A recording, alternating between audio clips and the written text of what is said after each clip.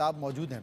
रविंद्र जी, क्या आपने पीठ पर बुलडोजर चलाने की बात की है? जो गोरखपुर पीठ है उस पर बुलडोजर चलाने की बात की है, क्योंकि खेमचंद जी तो इसी बात का जिक्र कर रहे हैं कि साहब संकेत तो यही है। आप भी पत्रकार हैं, वरिष्ठ पत्रकार हैं, तो ये भाजपाई दंगाई मानसिकता के, उन्मादी मानसिकता के ऐसी बातें करेंगे। हम्म। श्री गोरक्षपीठ पर कोई भी बात नहीं कही गई है हम्म। और इन्होंने श्री गोरक्षपीठ को अपमानित किया है ऐसी बात कह के, इसके लिए भारतीय जनता पार्टी के प्रवक्ता को माफी मांगनी चाहिए।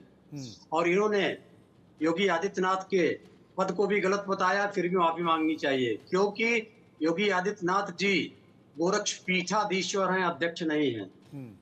श्री गोरक्षपीठ के पीठाधीश्वर हैं। हम्म। जिसको अपने पार्टी के मुखिया के बारे में जानकारी नहीं है, वो उन्माद फैलाने के सिवा कुछ भी नहीं कर सकता है। अब रही बात, इनके पास जनता को बचाने के लिए कुछ नहीं है, देने के लिए कुछ नहीं है। इनकी राजनीति उन्माद से चली, बंटवारे से चली, ऑपरेशन लोटस पे चली, अब बलात्कार पे आके टिकी हुई है। तो ये जितनी भी बातें करेंगे बलात्कार पे करेंगे, लेकिन जन कल्याण के मुद्दे पे जैसे आप कहेंगे, ये तुरंत दंगा बलात्कार पे आ जाएंगे। जन कल्याण नीतियों के बारे में एक भी शब्द नहीं बोलेंगे। तथ्यात्मक बातें मैंने कही, जन खेमचंद कल्याण जी की एक बातें भी कही, खेमचंद इनके जी अपराधियों की एक बातें भी प्रश्न है कही, मेरा। लेकिन कोई उत्तर नहीं। यहाँ पर मेरा एक प्रश्न है, जी। जहाँ जहाँ भी बीजेपी शासित प्रदेश हैं, अगर वहाँ पर बुलडोजर की कार्रवाई को देखा जाए तो अगर कोई व्यक्ति किसी आपराधिक घटना में शामिल होता है, चाहे वो बलात्कार जैसे मामलों में होता है, छेड़छाड़ जैसे मामलों में होता है, या कोई राजनीतिक मामला होता है, तो उसके आलीशान घरों पर बुलडोजर चलना शुरू हो जाता है। और बुलडोजर चलने के साथ साथ जो प्रशासन है, देखिए प्रशासन बड़ा कलाकार होता है, क्योंकि मुखिया का तो आदेश आ गया कि बुलडोजर चला दीजिए, लेकिन जब प्रशासन कार्रवाई करता है तो उसमें लिखता है कि साहब ये अवैध है। मेरा एक सवाल ये है कि जब वो बिल्डिंग बन गई, बन के खड़ी हो गई, महल बन गया, तब तक तो प्रशासन को दिखा नहीं कि ये अवैध है। स्थानीय प्रशासन क्या कर रहा था? तमाम ऐसी एजेंसियां होती हैं जो इस बात पर निगाह लगाए रखती हैं कि कोई गलत निर्माण कार्य तो नहीं कर रहा।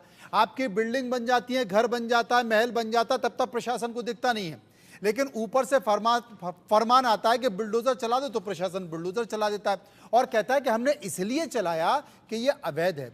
क्या इस तरह के जितने भी बुलडोजर चल रहे हैं और अब वो अवैध की संज्ञा अगर दी गई है, जिसका जिक्र सुप्रीम कोर्ट ने भी कहा है, तो उन अधिकारियों को के खिलाफ कार्रवाई नहीं होनी चाहिए जिनकी ड्यूटी थी अवैध निर्माण रोकने की, जिनकी ड्यूटी है इसी बात की कि उस इलाके में, उस शहर में कोई भी अवैध निर्माण हो, सबसे पहली सजा उनको नहीं मिलनी चाहिए? खेमचंद जी, आपकी बात से पूर्ण रूप से मैं सहमत हूँ।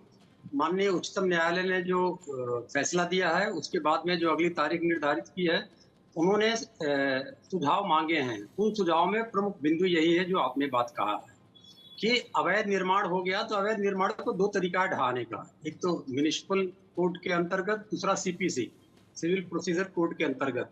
इसके अंतर्गत जो अपराध किया गया है, जमीन कब्जा करने का, अवैध निर्माण का, गिराया जाता है, लेकिन लंबी प्रक्रिया है।